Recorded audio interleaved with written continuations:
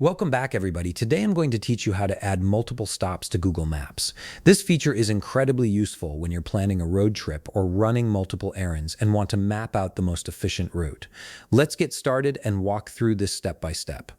First, open your web browser and navigate to google.com/maps. Once the page loads, you'll see the familiar Google Maps interface with the search bar prominently displayed at the top. This is where we'll begin setting up your multi-stop journey. In the search bar, type in the place where you want to go. This could be a specific address, a business name, or even a general location like a city or landmark. After you've entered your destination, look for the directions button and click on it. This action will open up the routing interface where you can start planning your trip in detail. Now you'll need to input your starting point.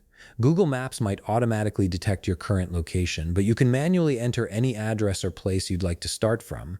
Simply click on the starting point field and type in your desired location.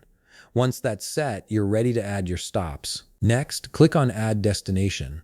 This button is key to creating a multi-stop route. After clicking it, a new field will appear where you can input a place where you want to stop during your trip. This could be a restaurant, a gas station, a friend's house, or any other location you need to visit along the way. If you need more than one stop, you can click Add Destination again to add more locations. Simply input each location or address one by one. Google Maps allows you to add multiple stops, so feel free to repeat this process depending on your needs. Whether you're planning 3 stops or 10, the system will accommodate your route. After you've added all your destinations, it's time to organize them properly. You'll want to reorder your places to ensure the route makes sense. Put the location that should be last at the very end of your list. This will be your final destination. The locations in between your starting point and your final destination will serve as your stops along the way. You can drag and drop these stops to rearrange them in the order that works best for your journey. Google Maps will automatically recalculate the route each time you add or reorder a stop, showing you the most efficient path to take.